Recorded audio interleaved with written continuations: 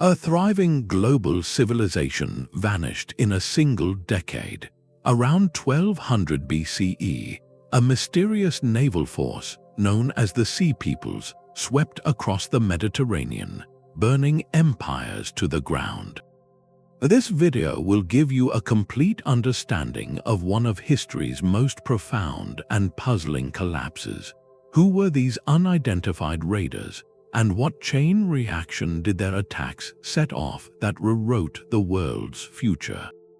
By the end, you will see the fragile threads that hold any society together. What does the fall of a forgotten golden age tell us about our own world today?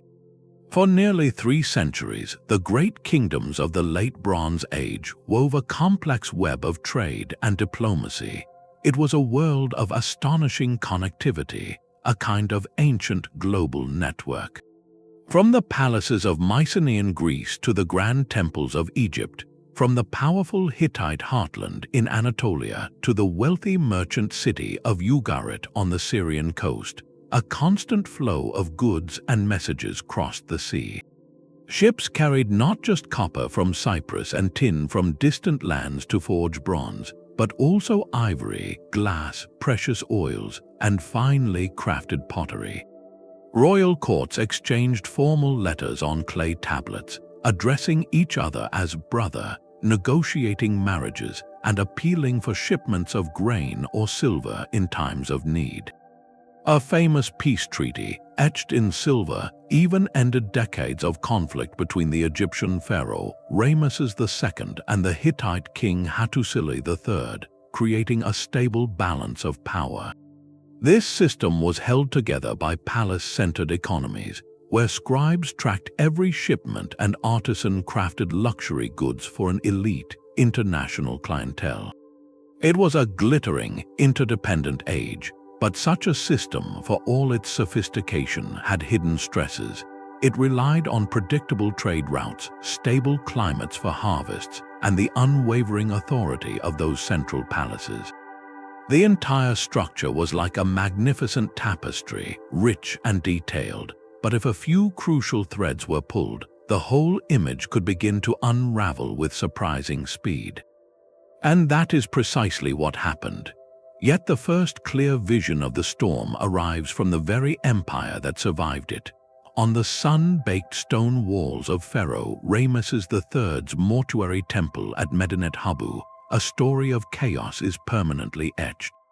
These are not just carvings, they are ancient victory reports commissioned to proclaim the pharaoh's power for eternity. The scenes are strikingly vivid. We see a desperate naval battle, the Nile Delta's calm waters churned into frenzy. The Egyptian ships, orderly and familiar, are locked in combat with a strange and terrifying fleet. The enemy vessels are unlike any in the Egyptian arsenal, with high, curving prows often carved into the shape of a bird's head, designed for the open sea. Their warriors are depicted in a wild array of gear, some with horned helmets, others with feathered headdresses, round shields, and long, thrusting spears. The artistry is meant to show chaos being subdued by divine order, but to our eyes it reveals something else entirely, a snapshot of a formidable and organized naval force. Alongside these dramatic images, hieroglyphic texts name the attackers, listing groups that would have been foreign and frightening to an Egyptian scribe. The Peliset, the Shekelesh, the Denyon, the Jekka, the Weshesh, these names recorded with the formulaic phrase, "the foreign countries who made a conspiracy in their islands," are our primary clues. They are not descriptions of a single tribe, but a roster of different peoples, a coalition on the move. The Egyptian account is clear about their impact, stating they advanced on Egypt with fire, ready for battle, and that their hearts were confident, trusting in their arms. But here lies the fundamental problem with this source. This is the story told by the winner, designed to magnify the pharaoh's victory. The invaders are shown in disarray, being captured or defeated, their identity simplified into that of the generic enemy. Were they truly a unified alliance with a single goal, or separate groups pushed by the same desperate circumstances? Were they mere pirates seeking plunder, or were they migrating families, carrying their possessions in those distinctive ships, fighting not for conquest but for a new home? The carvings at Medinet Habu give us faces and names, but they cannot give us motives. They show us the moment of crisis, but not what set it in motion. To understand that, we must look beyond the glory of the victor and listen for the echoes of silence from the empires that fell. While the stone walls of Egypt tell a story of repelled invasion, the silent ruins of other lands whisper a far more devastating truth. To understand the true scale of the disaster, we must leave the carvings of the victor and walk among the ashes of the vanquished. Across the eastern Mediterranean, from the highlands of Anatolia to the coastal plains of the Levant and the rocky citadels of Greece, archaeologists have uncovered a chillingly consistent pattern.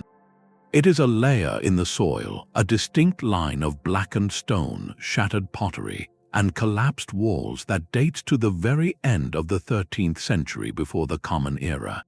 This is not the slow decay of time. It is the violent signature of a single, catastrophic generation. Take the mighty Hittite capital, Hattusa. This was the nerve center of an empire that rivaled Egypt, a sprawling city of temples, archives, and massive fortified walls built into a mountainside.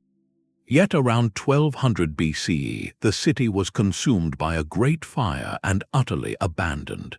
The royal palaces and storehouses burned, their contents left in the debris.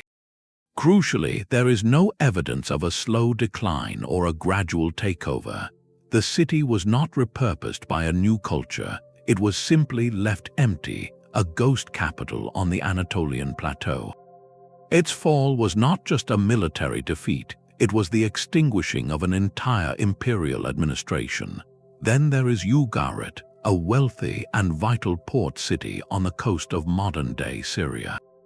Ugarit was a linchpin in the Bronze Age trade network, its scribes fluent in multiple languages, its merchants dealing in goods from across the known world.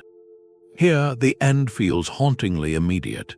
The city was destroyed in a sudden, fiery attack.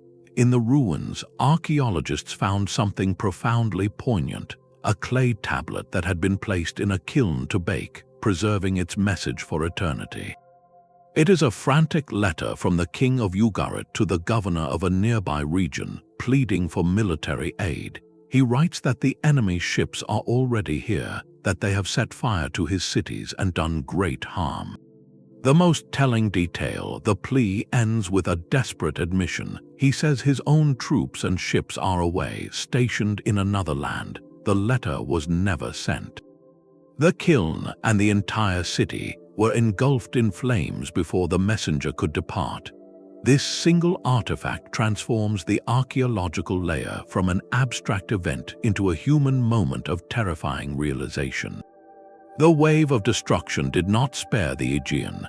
The great palace centers of Mycenaean Greece, like Pylos, Turin, and even the legendary fortress of Mycenae itself with its Lion Gate, all show clear signs of massive conflagration and violent collapse around this same time. Their linear administrative records cease abruptly.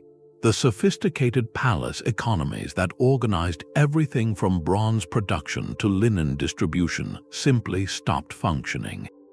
When we map these sites, the pattern is undeniable and overwhelming.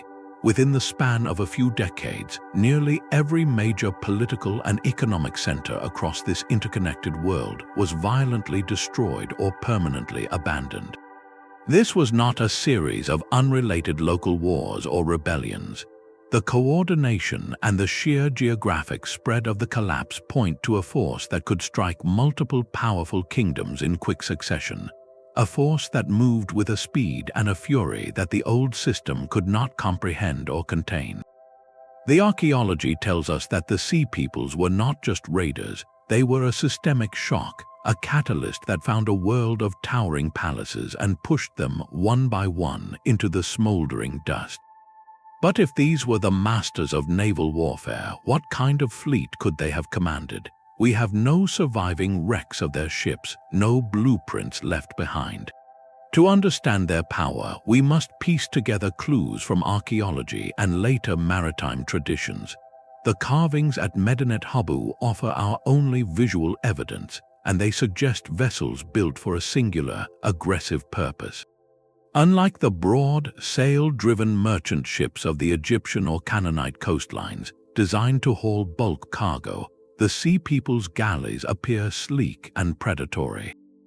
They are shown with high, curving prows and sterns, often shaped like a bird's head, a design that would have sliced through waves rather than rode over them. These were likely oar-powered warships, fast and maneuverable, capable of carrying several dozen warriors each. Their design points to a culture intimately familiar with the open sea, not just coastal hopping. They were the assault craft of their age, built not for trade but for rapid deployment and devastating raids. This leads us to their probable strategy, a form of ancient blitzkrieg from the water. Their greatest advantage was mobility and surprise. The established kingdoms were powers of the land, their armies slow to mobilize, their wealth concentrated in fortified but often vulnerable port cities. Imagine the scene from the perspective of a city like Ugarit. Lookouts on the walls see a dark line on the horizon at dawn. Within hours, that line resolves into dozens of these strange, bird-headed ships moving with alarming speed. They bypass naval patrols that are stationed elsewhere, as that desperate clay tablet revealed. They land directly on the beaches, warriors pouring out before any organized defense can form. Their goal was likely not prolonged siege warfare in its traditional sense, but a swift, shocking strike to cripple the economic heart of a region. By targeting and burning key ports and administrative centers, they severed the vital trade routes that were the lifeblood of the Bronze Age world. They sowed panic and chaos, making coordinated resistance between kingdoms nearly impossible. One fallen city became a warning to the next, a wave of terror that rolled ahead of the actual fleet. This raises a pivotal question about their nature. Were they a single, massive horde with a unified leader, or a coalition of disparate groups swept up in the same turbulent current? The Egyptian list of names suggests the latter, an alliance of convenience among different peoples, perhaps what historians would later call a confederation. They may have shared a common desperation, a common enemy in the established order, or were simply pushed by the same unseen forces from their homelands. What is undeniable is their level of organization. To repeatedly defeat the professional armies of great empires, they needed more than just ferocity. They required a terrifying degree of coordination, logistics to keep a fleet supplied, and a deep understanding of maritime technology that may have actually surpassed that of the civilizations they attacked. This was not a random pirate raid, it was a systemic assault. They represented a new kind of threat, one that the old, palace-centered world was utterly unprepared to face. Their strategy turned the sea, once a highway of connection and wealth, into a vector for apocalyptic change. The names on the Egyptian wall are our only starting point, a list of mysteries dressed as an enemy.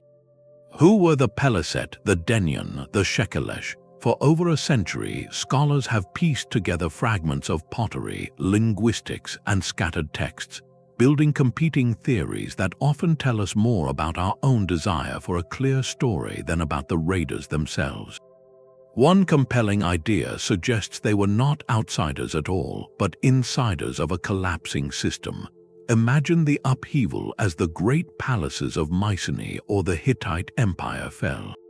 Entire classes of people would have been suddenly adrift, skilled warriors, displaced farmers, and maritime traders whose entire livelihood vanished with the trade routes. This theory proposes the Sea Peoples were a symptom of the collapse, not its sole cause, a wave of displaced populations from the Aegean and Anatolia who turned their seafaring skills to raiding simply to survive. They were less an invading army and more a desperate diaspora armed with oars and swords.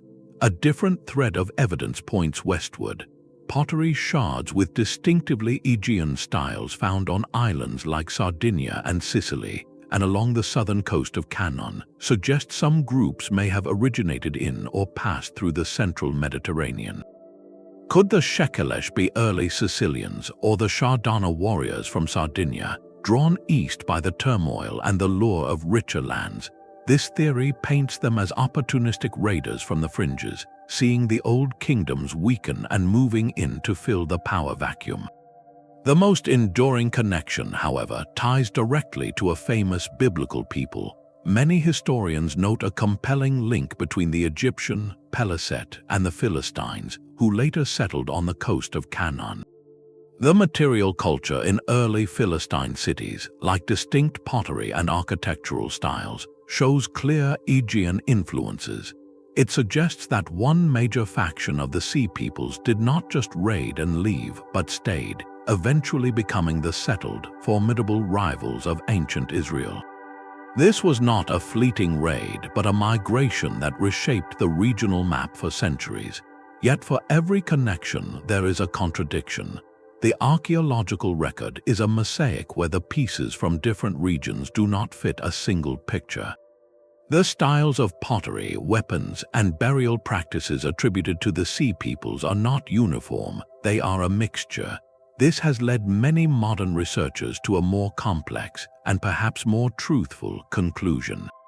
The Sea Peoples were likely not a single ethnic group or a unified nation. They were a confederation, a perfect storm. Different peoples from different homelands, whether displaced Aegeans, ambitious Western Islanders, or Anatolian groups pushed by famine or conflict, found common cause in their mobility and their confrontation with the established powers. They were united less by blood and more by circumstance, by desperation, and by the undeniable opportunity presented by a wealthy but fragile world. Their strength was in their amalgamation, a coalition of the displaced that became an engine of unprecedented change. This identity crisis is ultimately unsolvable, and that may be the most important clue of all. The true power of this unidentified fleet lay not just in the battles they won, but in the invisible chains they shattered. Each city they burned was not merely a loss of stone and timber, it was a critical node in a vast and delicate network. The collapse they triggered functioned like a series of falling dominoes, where the toppling of one kingdom guaranteed the fall of the next. This was a systemic failure, a cascade where the attack was only the first spark, and the interconnected nature of the age itself became the fuel for a civilization-wide fire. Consider the immediate economic shockwave. When a wealthy, cosmopolitan port like Ugarit was reduced to smoking ruins, it did more than silence its scribes. It severed a primary artery in the international trade system. Suddenly, the reliable shipments of Cypriot copper and tin from distant sources like Afghanistan or Cornwall, the two absolutely essential ingredients for bronze, stopped arriving. Bronze was not just for luxury goods, it was the very material of advanced warfare and elite authority, the steel of its day. A kingdom could have the finest army, but without a steady supply of bronze to forge new weapons and armor, its military power would literally wither on the vine. The attack on logistics became an attack on sovereignty itself. Then came the human wave, a secondary effect just as devastating as the initial raids.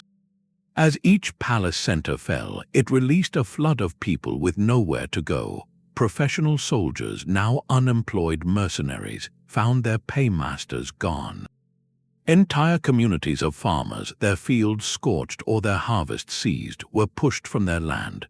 What choice did they have? Many likely did the only thing that offered survival. They joined the very forces that had created their desperation. The ranks of the Sea Peoples coalition were not static. They were a snowball rolling downhill, growing larger and more formidable with every kingdom they toppled. They absorbed the desperate, the skilled, and the vengeful, turning the victims of collapse into new agents of it.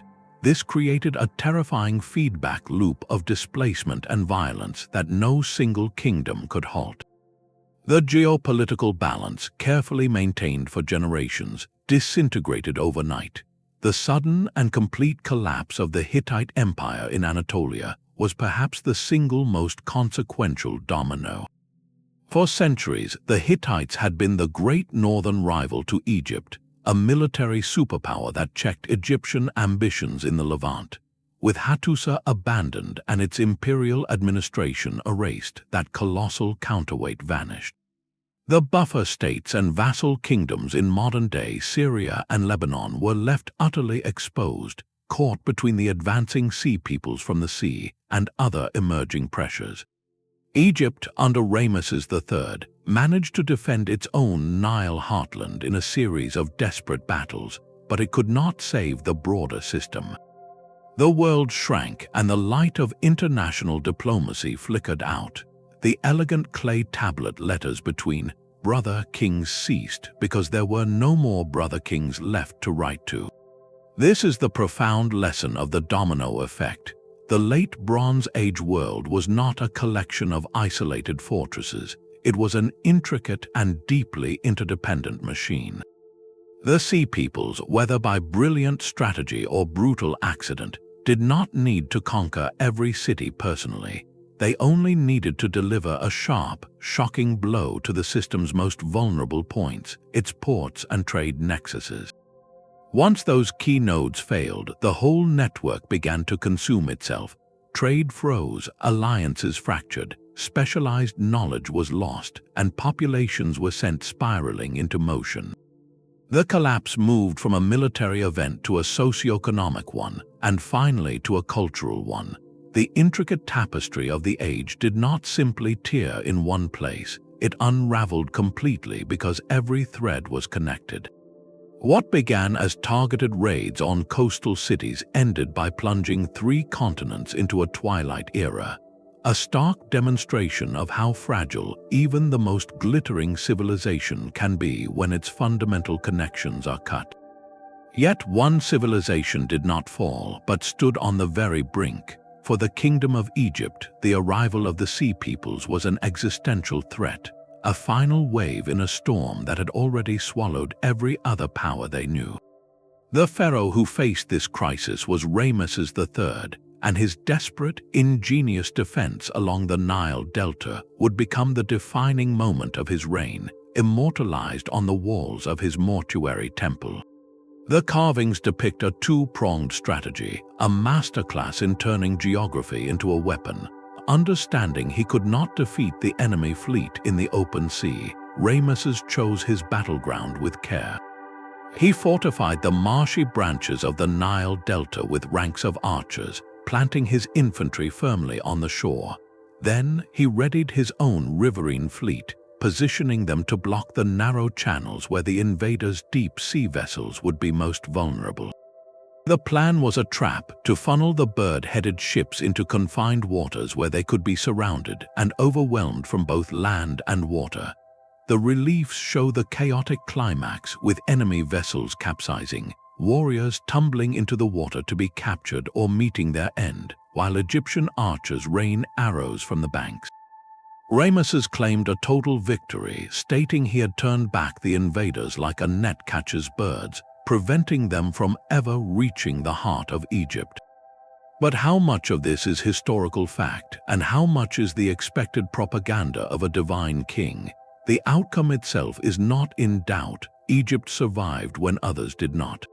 Yet the specifics of the battle are filtered through the lens of royal ideology, designed to show the pharaoh as the unchallenged hero, a living god protecting cosmic order from chaos. The reality was likely far messier, a brutal, grinding conflict that may have involved multiple engagements over years, not a single cinematic showdown. The truth lies somewhere in the aftermath. Egypt's survival came at a staggering cost. The kingdom preserved its sovereignty and a crucial thread of cultural continuity that would influence the region for millennia, but the effort broke the state's economic backbone. To mount such a defense, Ramesses had to empty treasuries, conscript vast numbers of men, and divert resources from everything else. The vibrant international trade that had once filled royal coffers was gone, replaced by a fortified, inward-looking isolation. The victory did not restore the Bronze Age world. It merely allowed Egypt to endure its aftermath, exhausted and diminished. In the centuries following Ramesses III, the new kingdom would slide into irreversible decline, its central authority weakening until the kingdom fractured. The pharaoh had saved his land from immediate destruction, but in doing so, he had drained the very vitality that had made it an empire. This is the poignant lesson of the Battle of the Delta, that in such a total collapse there are no true winners, only survivors bearing deep scars. The most powerful civilization left standing was left profoundly weakened, a hollow echo of its former glory, simply because it had expended everything it had just to remain. Yet even the most formidable fleet requires a reason to sail. While the carvings show warriors and burning cities, they do not show the parched earth or the empty granaries that may have set this entire catastrophe in motion.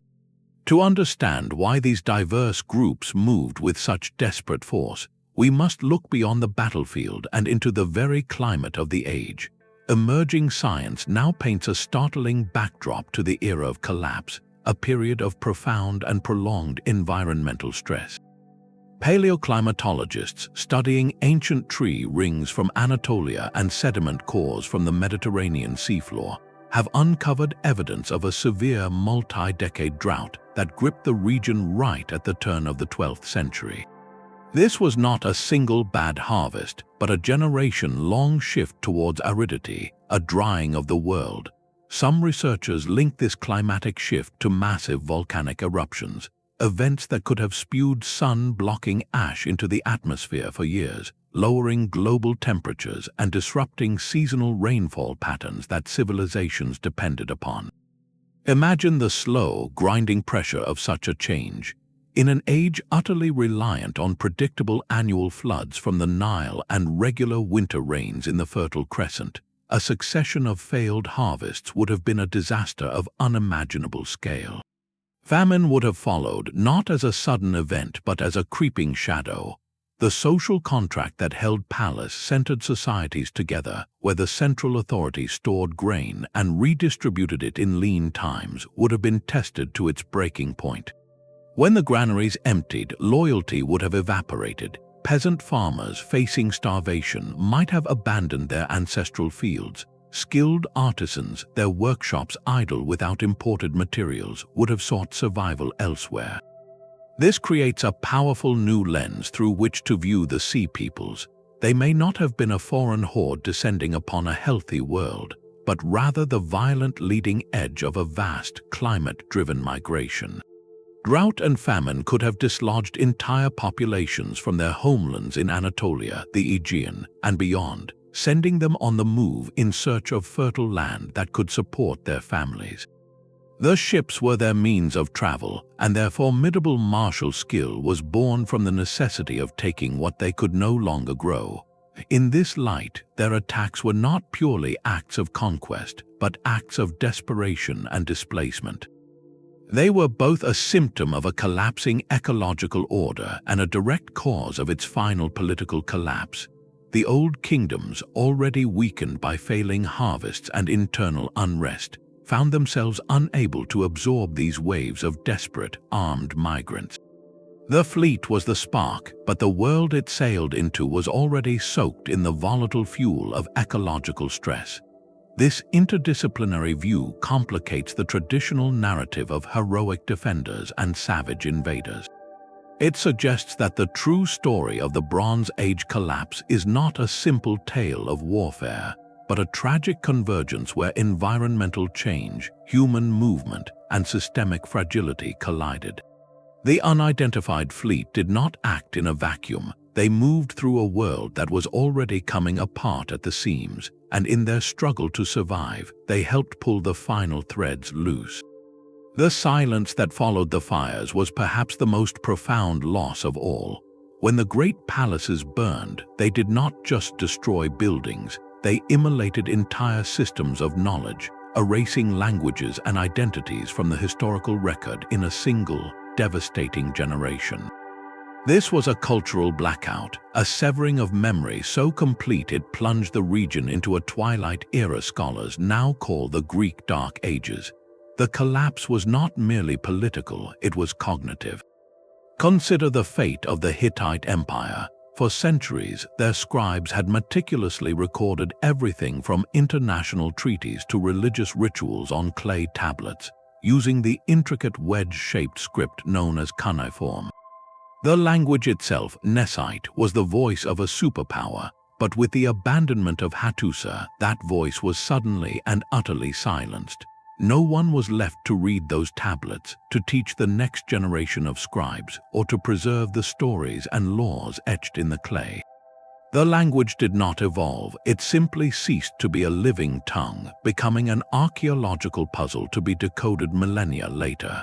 A similar fate befell the Mycenaean Greeks. Their administrative system relied on Linear B, a script used exclusively by palace bureaucrats to track inventories of chariot wheels, olive oil, and textiles. When the palaces of Pylos and Mycenae were consumed by violence, the need for those inventories vanished. The specialized class of scribes who held the knowledge of this writing disappeared, and Linear B was forgotten, leaving behind only cryptic lists on broken clay. The loss was absolute. It was as if the very operating system for these complex societies was deleted, with no backup to be found. This cultural erasure extended far beyond writing. The intricate, large-scale fresco painting that adorned Minoan and Mycenaean walls, depicting vibrant processions and nature scenes, became a lost art. The sophisticated metallurgical techniques for alloying and working bronze on a grand scale faded. The international diplomatic protocols, the shared artistic motifs, the very framework of elite culture that had connected Egypt, Anatolia, and the Aegean, all fragmented. For centuries, communities turned inward, living in smaller, simpler settlements. Literacy retreated to a tiny few, and the grand narratives of history were replaced by local, oral traditions that blurred memory into myth. In this light, the Sea Peoples become more than just raiders or migrants. They were, intentionally or not, the agents of a profound forgetting.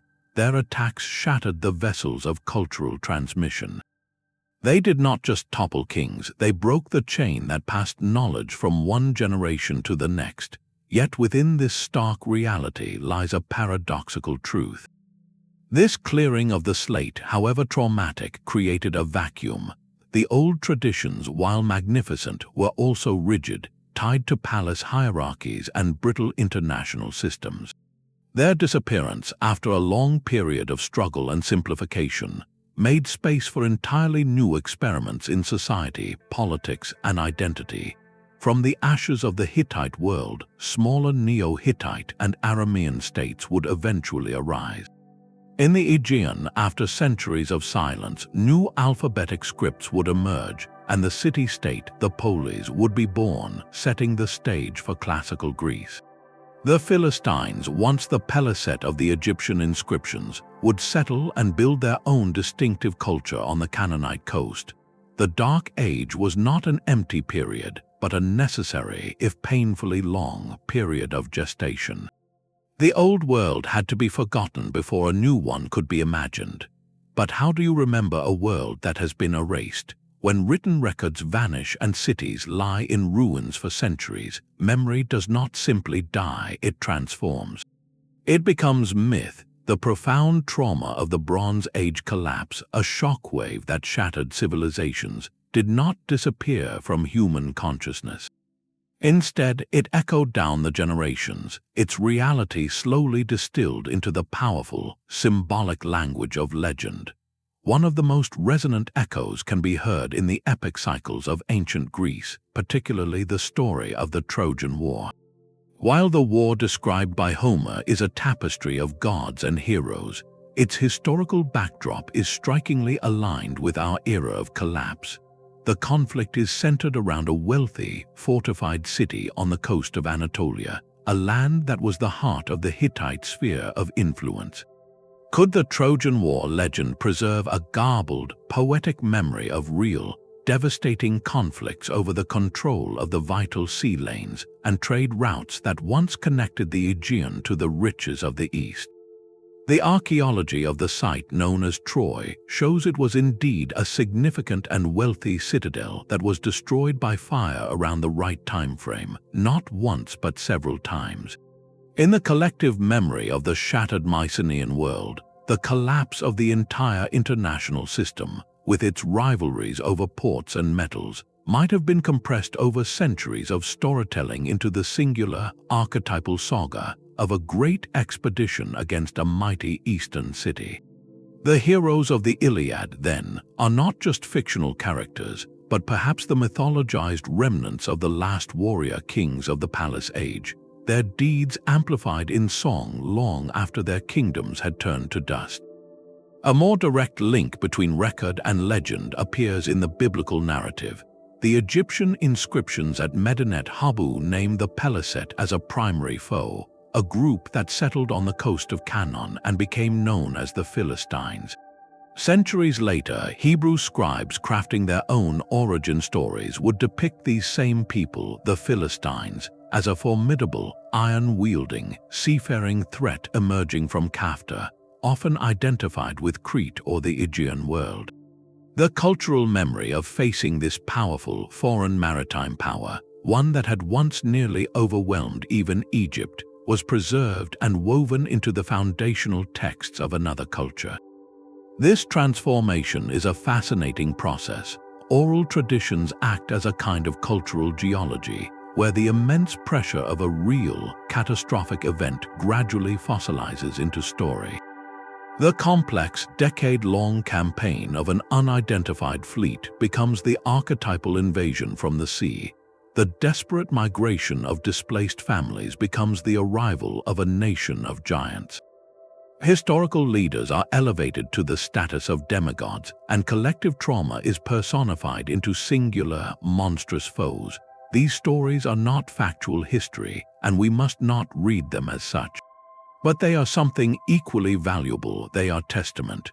They are proof of the deep, lasting scar left on the collective psyche by the sudden, violent end of a world. The legends tell us that what happened was so monumental, so foundational to the identity of the peoples who came after, that it could not be forgotten, only retold in the only language durable enough to span the dark ages, the language of myth. Out of the silence and the ashes, a new material began to shape the future. The very disruption that shattered the Bronze Age world inadvertently unlocked a technological revolution, one that would permanently alter the balance of power. With a great trade route severed, the reliable supply of tin, that essential partner to copper for making bronze, simply dried up.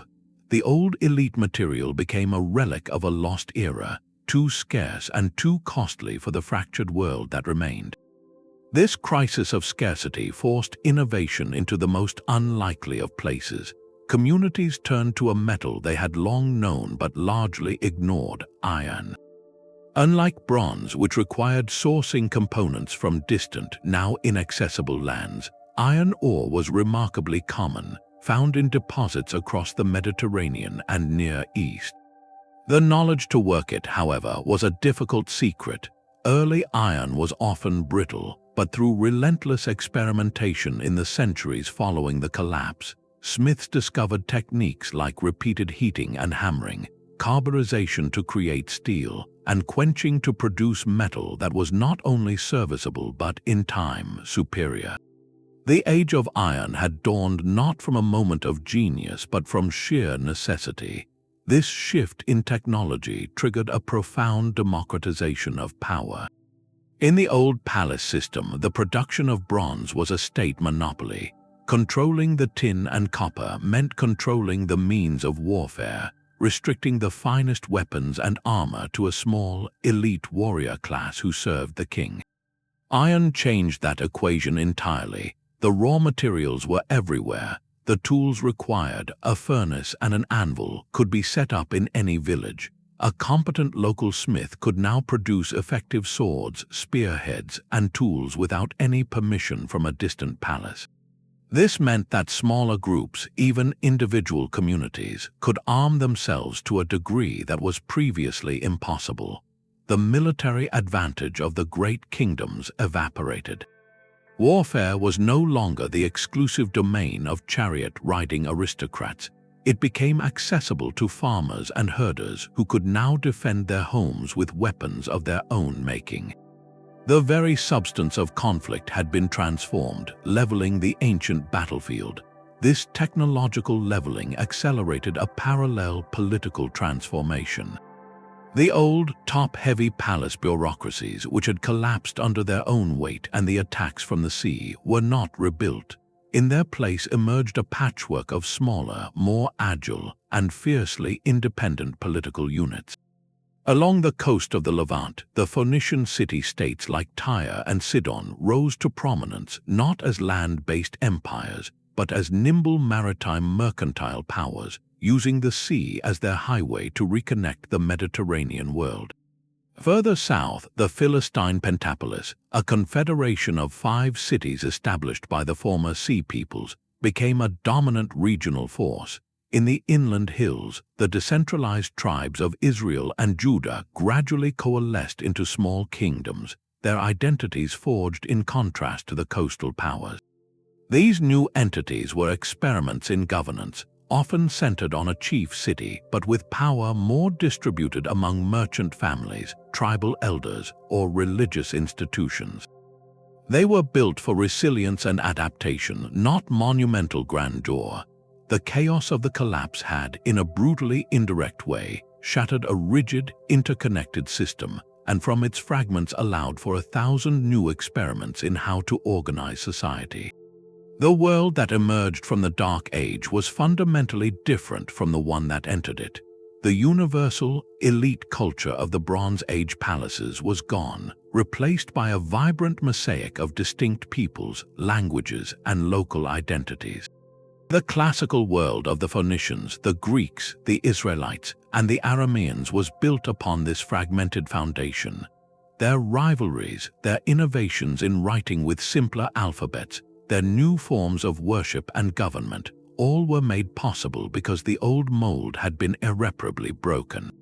The unidentified fleet that brought fire and terror did not just end a civilization, it cleared the ground, however violently, for the seeds of our own world to eventually take root.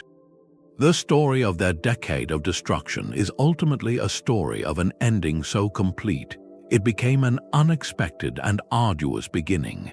This cascade of collapse forces us to confront a difficult question about resilience. The kingdoms of the late Bronze Age were the pinnacle of their world, wealthy beyond measure and connected by a web of diplomacy and trade that spanned continents. Yet when the Sea Peoples struck at the vital nodes of that network, the entire system unraveled with breathtaking speed. Their strength, it turned out, was also their greatest vulnerability. Their deep interdependence meant that a crisis in one region could not be contained. It became a contagion that spread through every trade route and diplomatic channel. This ancient story is more than a historical curiosity. It is a powerful case study in systemic fragility. It asks us to look at our own globally connected civilization and consider the parallels. Our world is built on digital networks and just-in-time supply chains, systems of astonishing efficiency that move information and goods across the planet in hours. Like the Bronze Age palaces that relied on tin from distant mountains, we depend on a constant, uninterrupted flow of resources, data, and energy. The resilience of such a system is not measured by its wealth or technological prowess in times of peace, but by its ability to absorb a shock, to adapt when a critical link is suddenly severed. The lesson from the past is not that connection is weakness, but that complexity without redundancy is a profound risk. The old palaces had centralized everything: their storage, their administration, their military production. When those centers fell, there was no backup plan, no distributed network to take over. Their civilization was a magnificent but brittle crystal, beautiful and strong under specific conditions, but shattering under a single, sharp impact. So what does true resilience look like in light of this history? It might look less like an impregnable fortress and more like a flexible network. It values redundancy over pure efficiency, having multiple ways to achieve a vital goal. It encourages distributed knowledge and local capability, so that if one part of the system fails, others can carry on. The societies that eventually emerged from the Dark Age, the Phoenician city-states and the early Greek polis, were smaller, more adaptable, and less centralized. They built their strength from the bottom up. Reflecting on the Sea Peoples is not an exercise in fear, but in mindful preparation. It invites us to think about the threads that hold our own world together. Which ones, if pulled, could cause the tapestry to fray? And more importantly, how do we weave a society that can endure the unexpected storm, not just because it is strong, but because it is resilient, able to bend without breaking? The ghosts of Hattusa and Ugarit remind us that no civilization, no matter how glittering, is permanent. Their enduring legacy is the urgent question they leave for us. How do we build a world that can remember, learn, and ultimately endure? The story of this collapse is not just told in legends, but in the soil itself, unearthed piece by piece. To understand how we know anything about this vanished world, we must look at the archaeologist's toolkit, a collection of scientific methods that act like a time machine, allowing us to read the silent language of the past. The first and most fundamental tool is stratigraphy, the simple but powerful principle that in an undisturbed site, the deeper you dig, the older the layers are. Imagine a city that has been destroyed and rebuilt multiple times over centuries. Each event, whether a conquest, a fire, or simply the collapse of mud brick buildings, leaves a distinct layer in the ground. Archaeologists carefully excavate these strata, reading them like chapters in a book. The widespread destruction layer from around 1200 BCE, marked by ash, collapsed walls, and a sudden change in artifacts, is the unmistakable signature of the collapse event across the Mediterranean. It is the physical evidence of that single, catastrophic generation.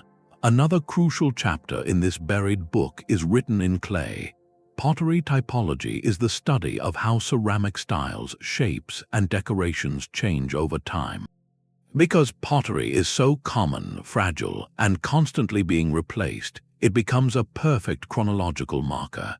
An archaeologist finding a distinctive type of mycenaean stirrup jar or a Cypriot base ring jug in a destruction layer can often date that layer to within a few decades. But pottery does more than just tell time, it traces connections. When shards of Aegean-style pottery are found in the ruins of a Philistine city in Canaan, it provides a tangible clue about the origins or cultural influences of the people who lived there. These broken pieces are the footprints of trade, migration, and cultural exchange. In recent years, the toolkit has expanded dramatically with the arrival of advanced science. The analysis of ancient DNA extracted from human remains can now reveal genetic relationships between populations, offering clues about large-scale movements of people. Similarly, stable isotope analysis studies the chemical signatures locked in bones and teeth.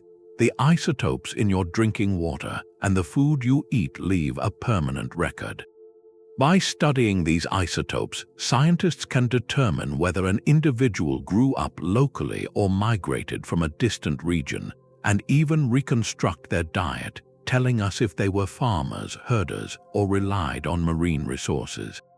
These methods move us beyond artifacts to the people themselves, providing biological evidence for the great upheavals suggested by the archaeology. Finally, there is epigraphy, the study of ancient inscriptions.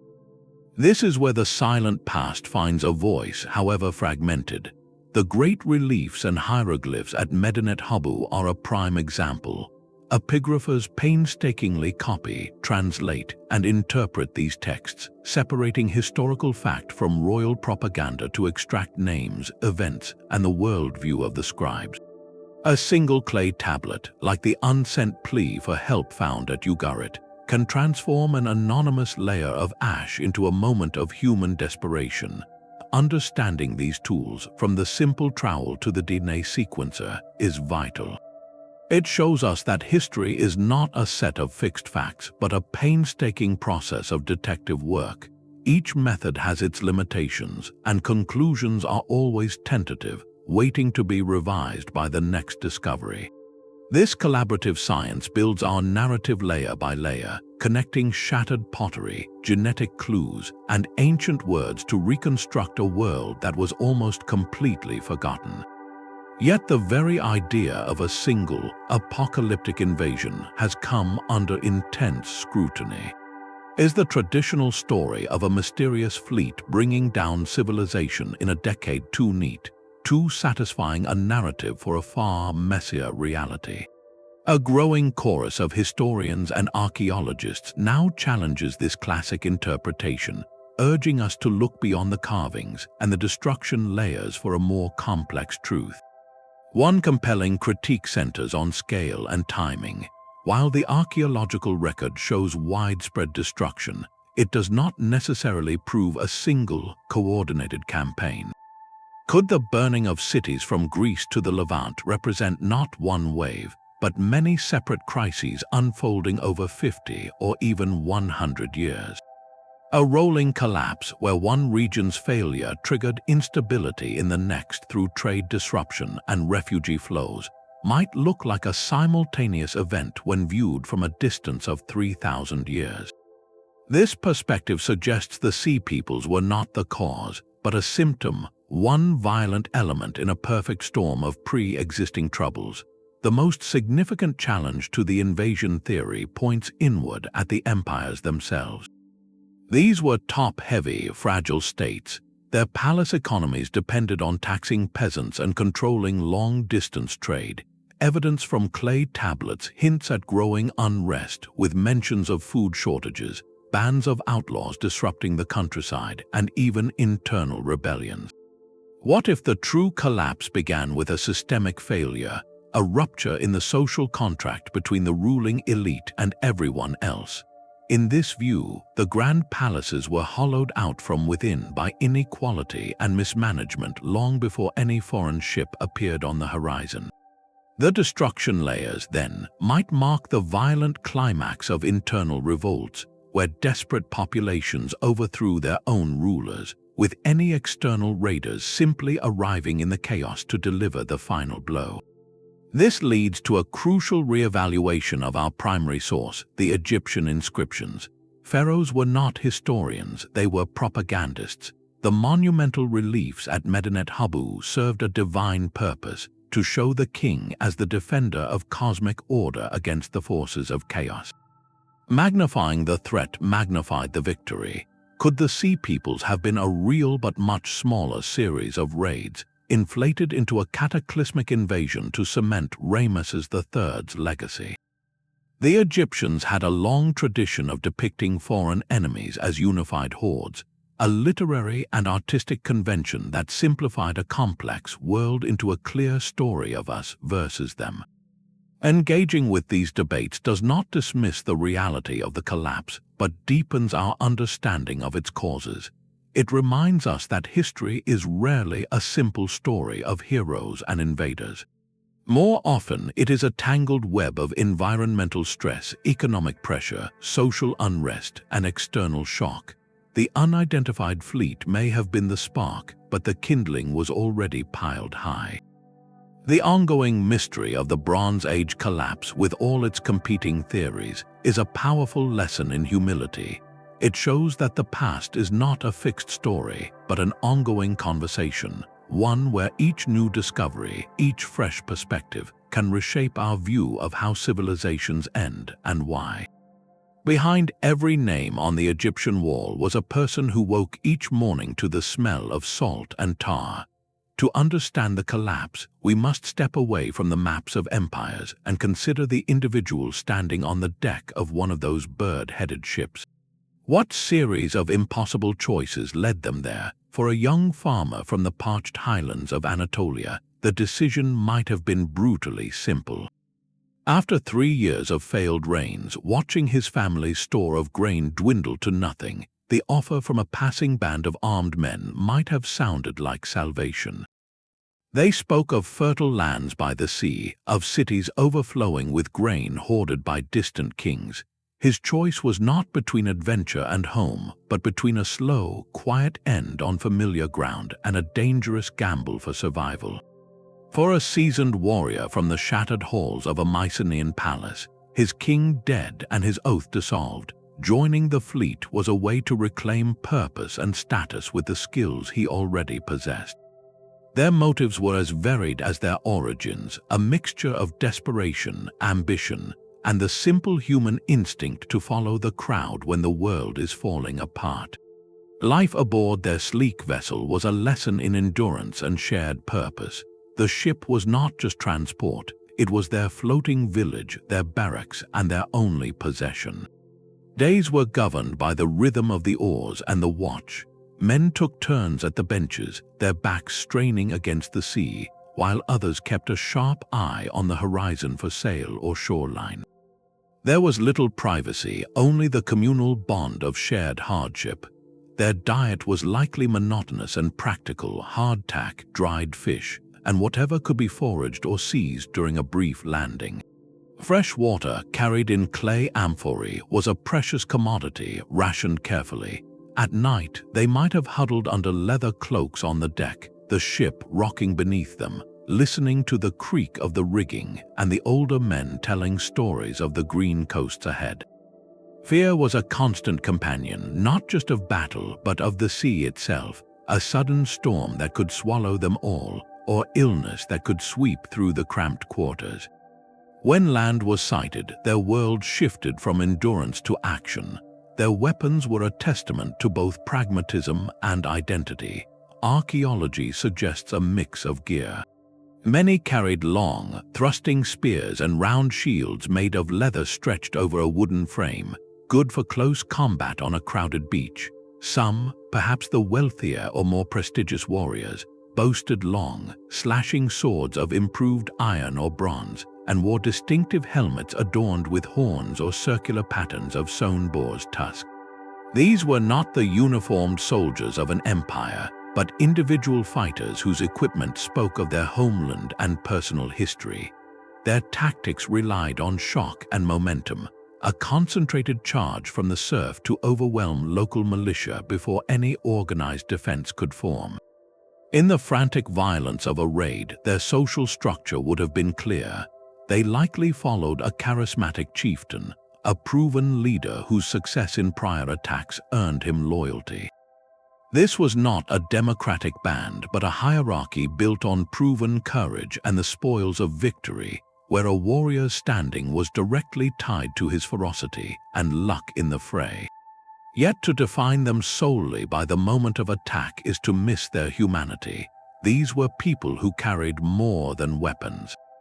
In the holds of their ships, amidst the ropes and water jars, there would have been personal treasures: a small clay figurine of a homeland deity, a carefully repaired piece of fine pottery kept from a better time, a necklace of carved shells for a wife or child left behind or hoped for. Comparative studies of similar migratory groups suggest their community on the move would have included more than just warriors. There were likely craftsmen to repair weapons and ships, healers with knowledge of herbs, and perhaps even families with all the vulnerable hope that implies. They were not a mindless force of nature. They were a society in transit, making terrible choices in a world that offered them no good ones. Their hope was not for conquest, but for a place to stop, a plot of land to call their own where the rains would come and the fear would recede. The tragedy of the sea peoples lies in this disconnect. Their dream of a new beginning was realized only through the violent end of someone else's world. By remembering the individual within the fleet, the story shifts from an epic of collapse to a human drama of survival, where the lines between villain and victim blur into the stark grays of history. The true weight of history is measured not in fallen thrones, but in shattered hearths. As the great fleets appeared and the palaces burned, the vast majority of people caught in this storm were not warriors or kings, but ordinary individuals whose lives were upended in ways we can only try to grasp. For a farmer tending his olive groves outside Ugarit, the first sign of doom was likely a column of black smoke rising from the direction of the port, followed by the distant, indistinct sound of screams carried on the wind. His world, once defined by the seasons and the demands of the local tax collector, was suddenly consumed by a single, urgent imperative: survival. There was no warning system, no evacuation plan. The choice was instant and brutal: flee into the uncertain hinterlands with nothing, or try to hide and hope the violence passed over. In homes across the region, people made frantic, heartbreaking decisions. Archaeologists have found small caches of family wealth, a handful of silver jewelry or a few precious bronze tools, tucked under floorboards or buried in courtyard corners, never retrieved. These hidden hoards are silent testimonies to a desperate hope to return to a normalcy that would never come. For those who could not escape, the experience was one of unimaginable terror and loss. The meticulous excavations of cities like Ugarit or the Mycenaean center of Turin reveal a landscape frozen in its final moments. Streets were littered with the debris of collapsed buildings and everyday life, pottery shattered where it fell. In some places, researchers have uncovered the resting places of individuals who did not receive formal burial, poignant reminders of the chaos that overwhelmed community rituals. These findings are not presented to shock but to bear witness, to acknowledge that the collapse was not an abstract political event, but a deeply personal cataclysm for tens of thousands.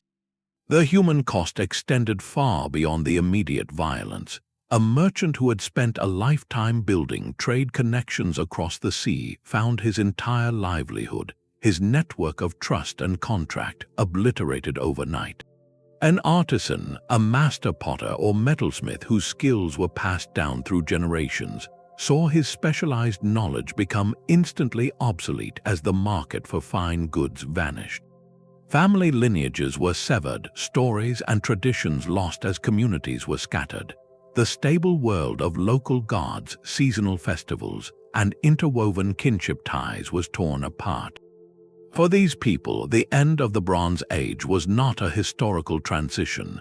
It was a personal apocalypse. It meant watching everything that gave life meaning and security, home, craft, community, and future, dissolve into smoke and flight. This perspective shifts the narrative profoundly. The grand collapse of civilizations was, in its lived reality, a million smaller collapses, a devastating ripple of individual tragedies that reshaped the human geography of the Mediterranean for centuries. Their silent stories, told through buried treasures and uncovered streets, remind us that history's tides are felt most deeply not in the halls of power, but in the quiet spaces of ordinary life. The real power of those ancient kings was not held in their armies, but in their warehouses. To grasp the sheer fragility of that world, we must follow the trail of two unassuming metals, copper and tin. These were the indispensable ingredients for bronze, the material that defined the age, used for everything from the farmer's plow to the soldier's sword to the ceremonial gifts exchanged between royal courts. The entire economic and political system was built upon a supply chain of astonishing length and complexity. Vast fleets of merchant ships, far slower and broader than the warships of the raiders, plied predictable routes across the Mediterranean. They carried copper ingots, often shaped like ox hides, from the rich mines of Cyprus. More perilous and prestigious were the overland caravans that brought tin, a metal far rarer and more critical, from distant sources like Afghanistan or perhaps even Cornwall in modern-day Britain. This tin traveled thousands of miles through middlemen and across empires before reaching the great ports like Ugarit. From there, it was shipped to palace workshops where skilled smiths would alloy it with copper, creating the bronze that was the lifeblood of status, ritual, and military might. This was a just-in-time economy millennia before the term existed. Kingdoms did not stockpile years of supply. They relied on the constant, rhythmic pulse of trade. The palaces functioned as giant redistribution centers, controlling these imports, commissioning finished goods, and using them to pay their soldiers, bureaucrats, and allied elites. The entire glittering edifice was a pyramid balanced on a pinpoint of logistical perfection. When the sea people struck, they understood none of this economic theory, but they instinctively targeted its weakest points. They did not need to conquer inland capitals to cripple an empire. They simply needed to burn its ports. By sacking Ugarit and other vital harbors, they did more than loot treasure, they severed the arteries. Imagine the economic shockwave that followed. Suddenly, the copper from Cyprus could not reach the Hittite heartland. The tin caravans, hearing of chaos at the coastal terminals, would have halted their journeys. In palace workshops from Greece to Anatolia, the work would have slowly ground to a stop. The immediate effect was a catastrophic scarcity. The value of existing bronze would have skyrocketed, a form of ancient hyperinflation. A king might find his treasury full of gold, but with no bronze to pay his troops, that gold was suddenly meaningless. The intricate system of credit and debt between palaces, recorded so carefully on clay tablets, collapsed overnight. How do you repay a loan of 20 talents of silver when your entire revenue from tin trade has evaporated? This economic strangulation created a domino effect of social unrest. When soldiers cannot be paid, they desert or turn to banditry. When farmers cannot get bronze tools to repair their plows, harvests fail. When artisans have no metal to work, they become destitute.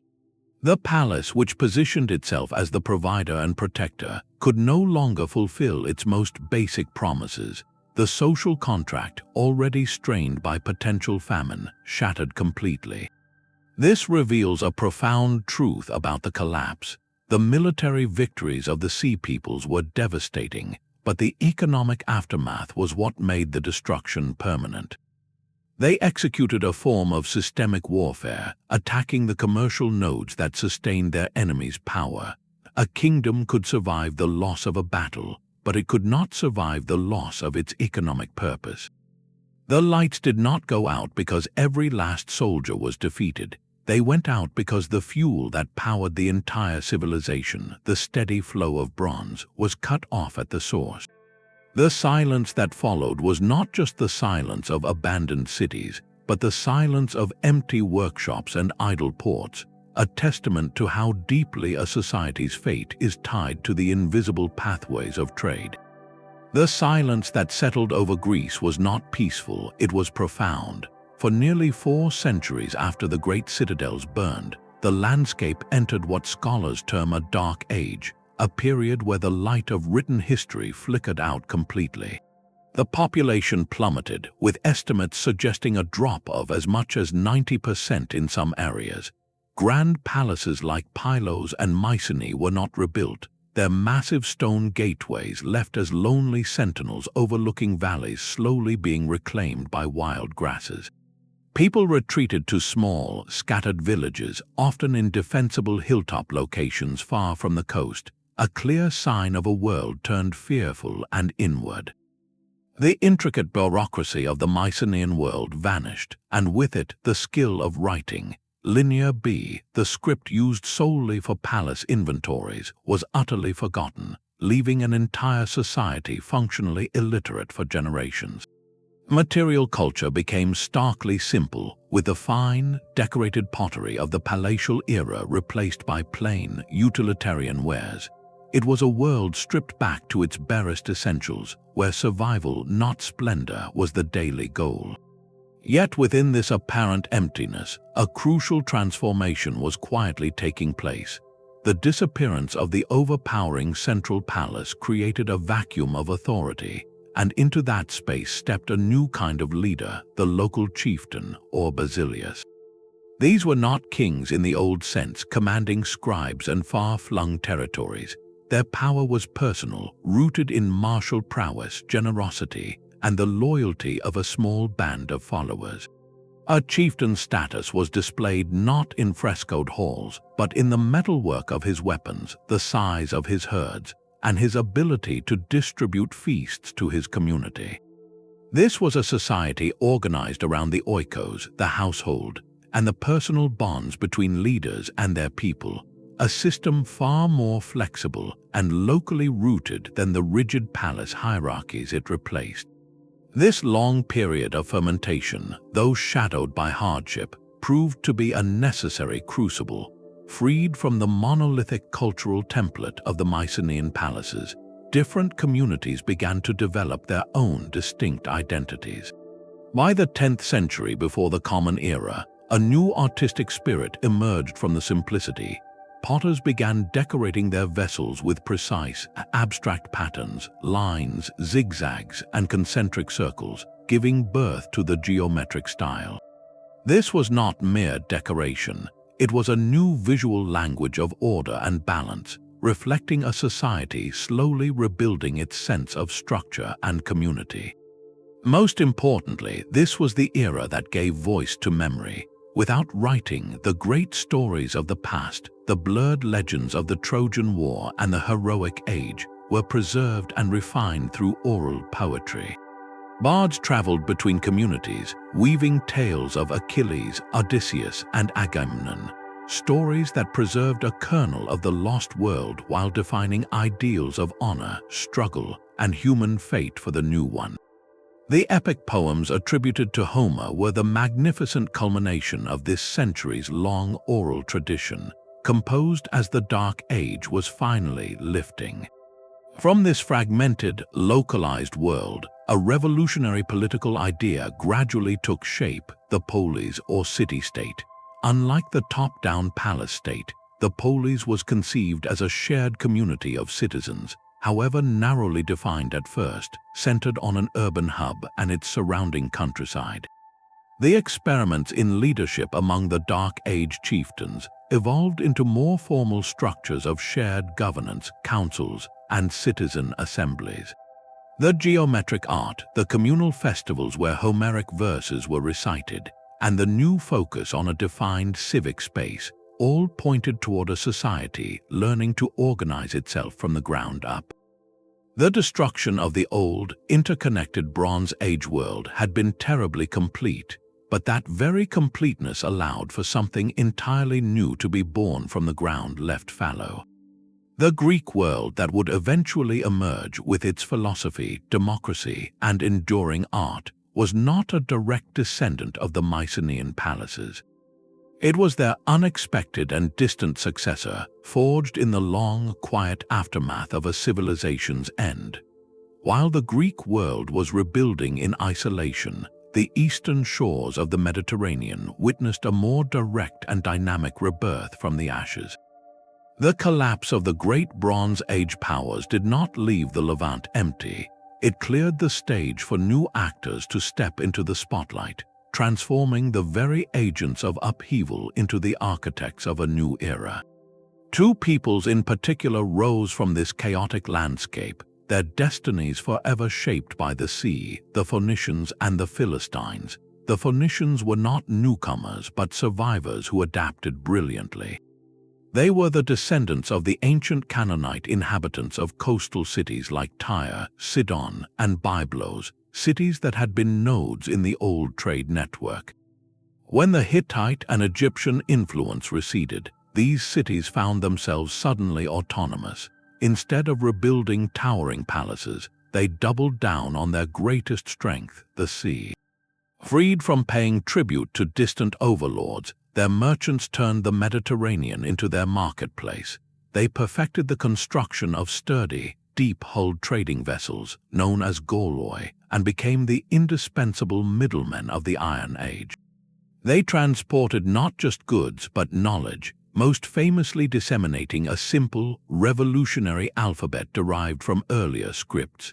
a system of writing that was far more accessible than the complex cuneiform or hieroglyphs of the past. Their legacy was one of connection, not conquest, eventually planting trading colonies from Cyprus to Carthage in North Africa, weaving a new commercial web across the sea. In stark contrast, the people who settled on the southern coast of Canaan arrived as warriors and became permanent neighbors.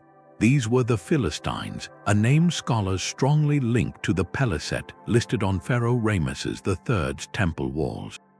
Archaeology confirms their distinct foreign origin. At sites like Ashkelon, Ashdod, and Ekron, the early Iron Age layers reveal a dramatic cultural shift, the sudden appearance of pottery completely unlike local Canaanite styles. This pottery, with its distinctive shapes and decorative patterns, shows clear technological and artistic links to the Aegean world, the same region shattered in the Great Collapse.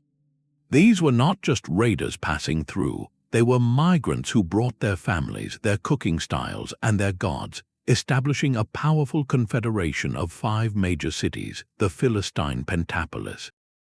Their society was organized for war, with a military elite that mastered the new technology of iron, giving them a significant advantage over the surrounding peoples. This advantage placed them on a collision course with another group forming in the inland hills, the tribes of Israel.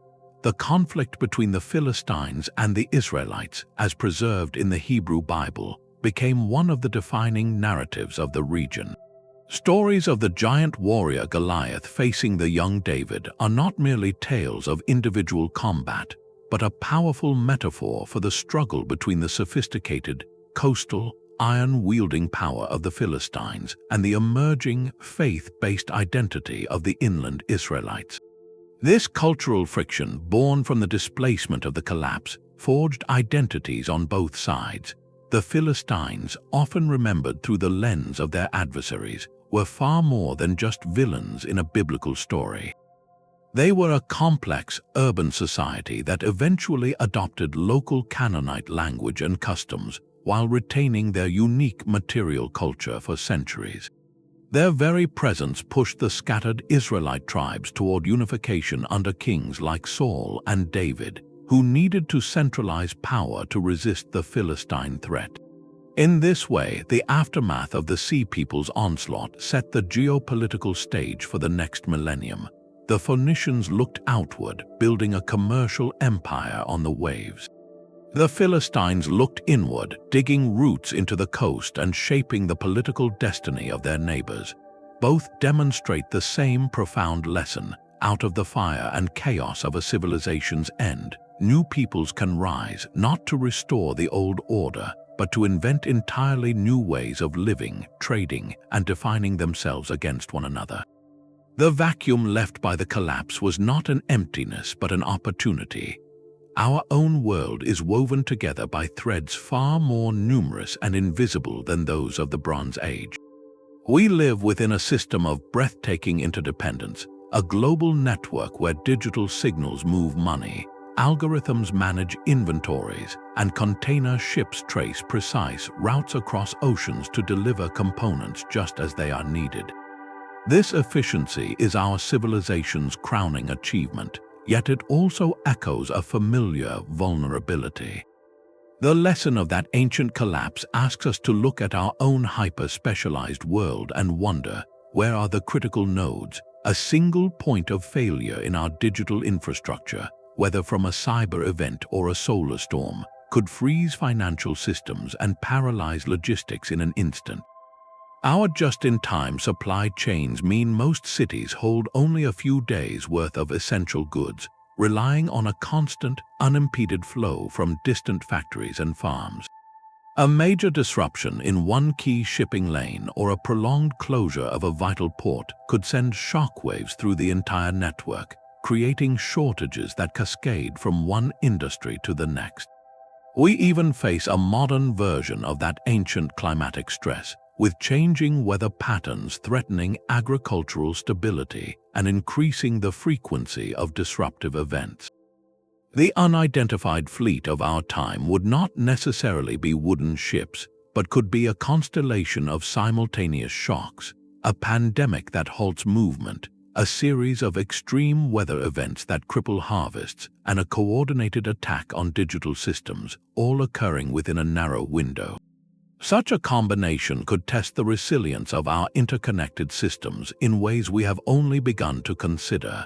This is not a prediction of doom, but an invitation to mindful reflection drawn from history.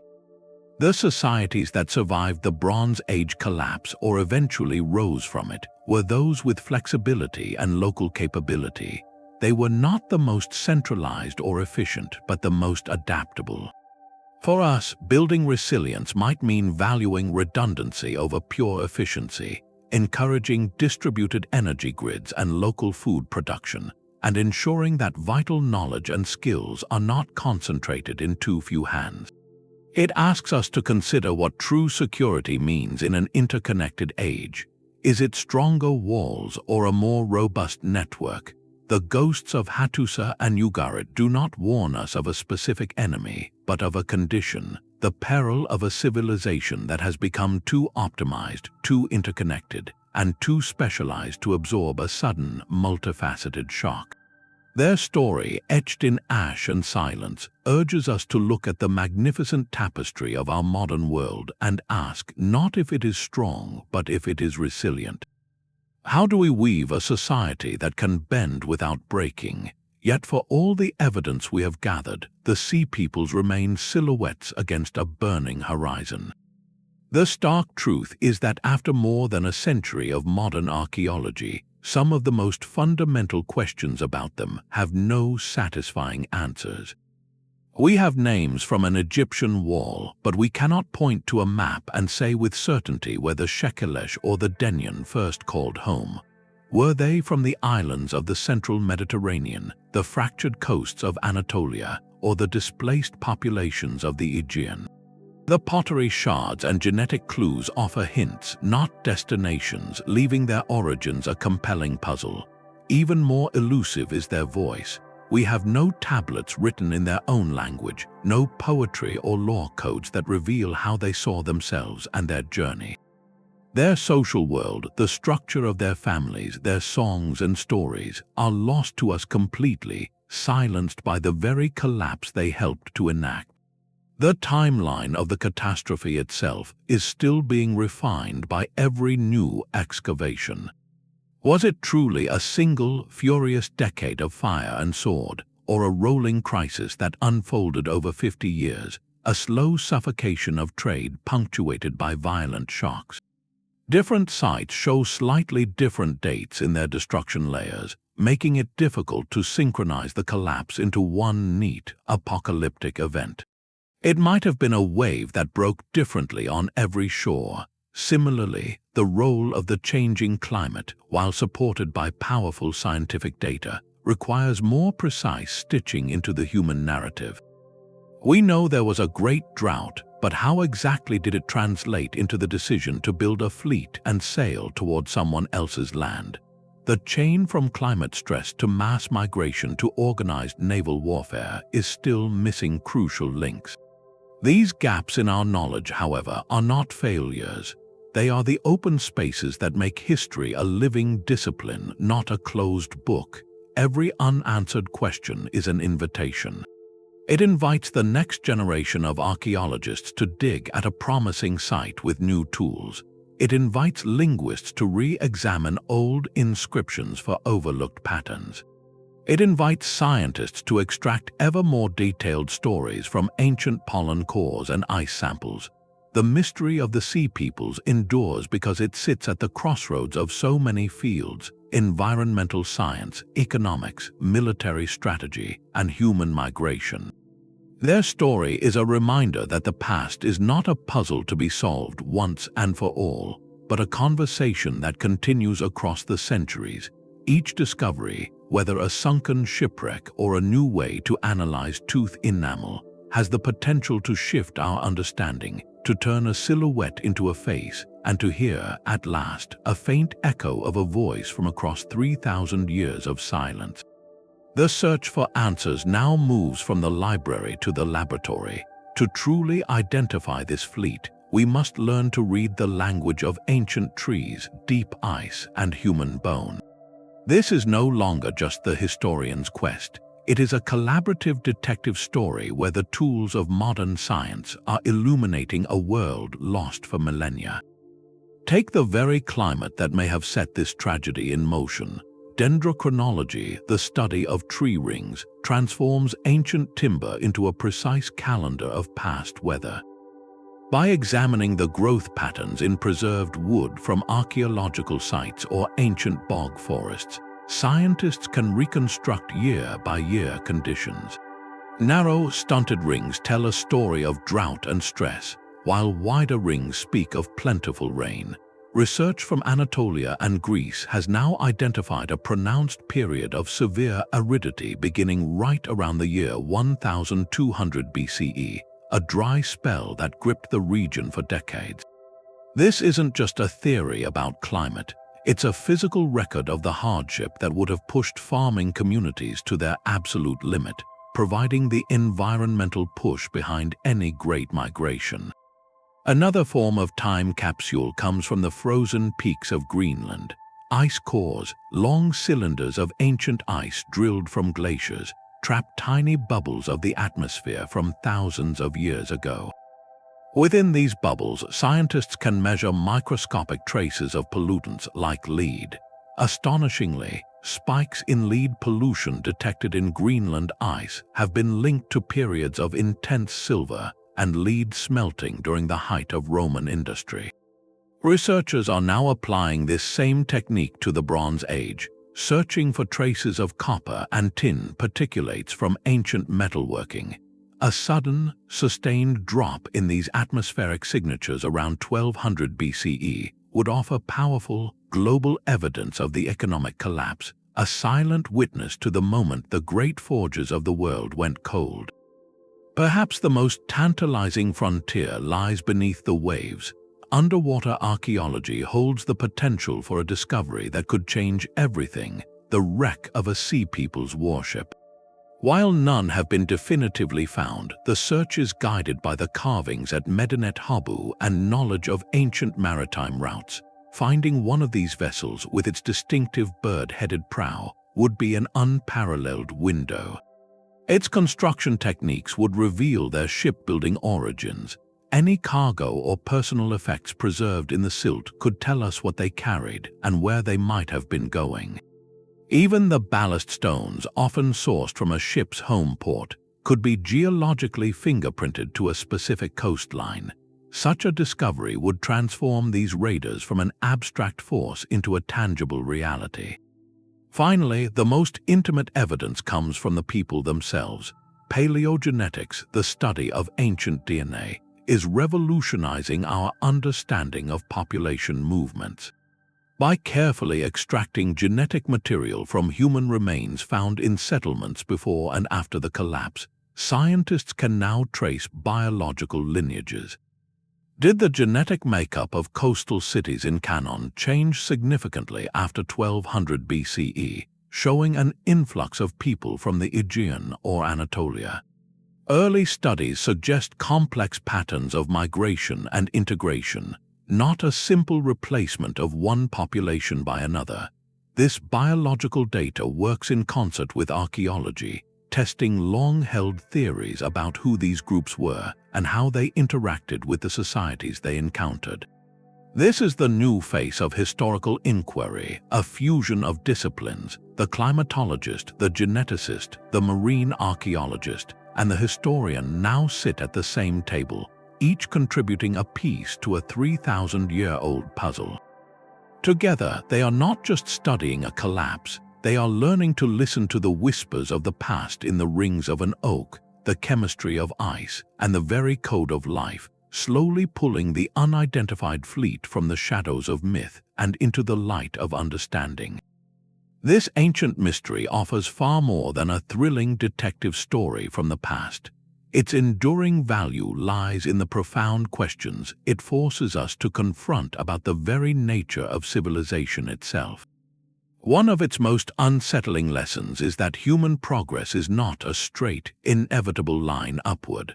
For all their glory, the Bronze Age kingdoms reached a dazzling peak of art, commerce, and international law, only to plunge into a dark age that lasted centuries. Their story reminds us that societies are not immortal, that complexity and sophistication do not guarantee survival. A civilization can be at the height of its power and yet be profoundly fragile, vulnerable to a perfect storm of pressures it never saw coming. This historical reality challenges our modern sense of perpetual advancement and asks us to consider what true resilience actually looks like. Equally powerful is the role of the environment in this drama. The evidence of prolonged drought and climatic shifts provides a critical backdrop, showing us that human history is never separate from the natural world. The decisions of kings and the movements of fleets were ultimately shaped by something as fundamental as rainfall and harvests. This connection between climate and society is not a relic of the past, but a continuous thread in the human story. By studying how ancient cultures responded to environmental stress, whether with adaptation or conflict, we gain a deeper perspective on our own relationship with a changing planet. It frames human ambition within a larger, more humbling context. At its heart, this mystery is a lesson in humility. The rulers of Hattusa, Mycenae, and Ugarit wielded immense power, commanded vast armies, and communicated with the gods. They believed in the permanence of their world, in the unshakable order they had built. Yet within a single generation, that order vanished. Their experience whispers a timeless truth about the limits of control and the unpredictability of history. Grand plans can be undone by forces from the distant sea or shifts in the wind. This is not a message of despair, but a call for clear-eyed understanding. It asks us to acknowledge the fragility within our own systems, to look for the single points of failure in our interconnected world, and to value the quiet, adaptable strengths that often outlast monuments of stone. Ultimately, by grappling with the enigma of the sea peoples and the world they helped end, we are exploring the deepest contours of the human condition. This story showcases our dual capacity for breathtaking creation and catastrophic destruction. The same species that engineered international trade networks and exquisite art also perfected naval warfare and systemic raiding.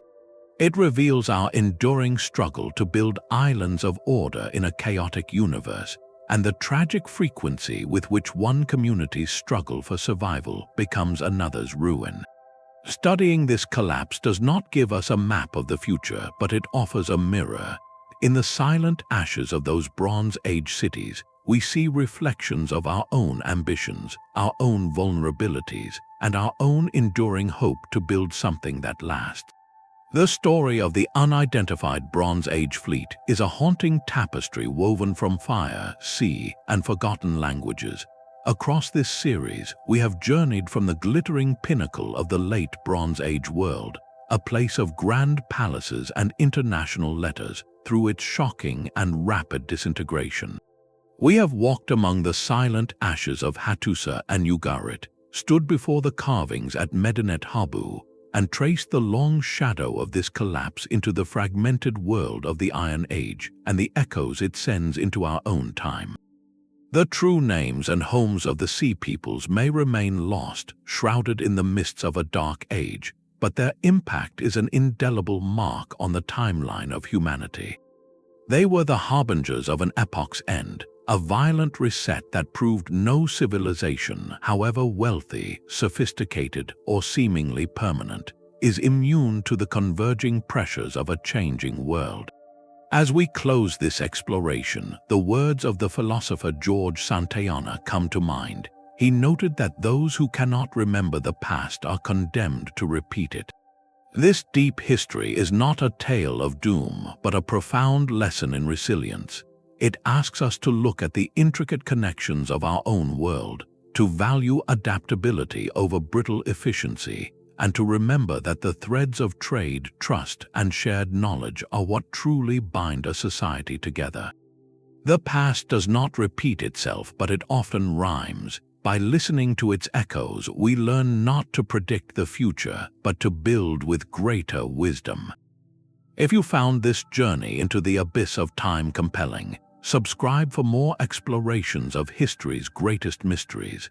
We would love to hear your own thoughts and theories about the sea peoples in the comments below.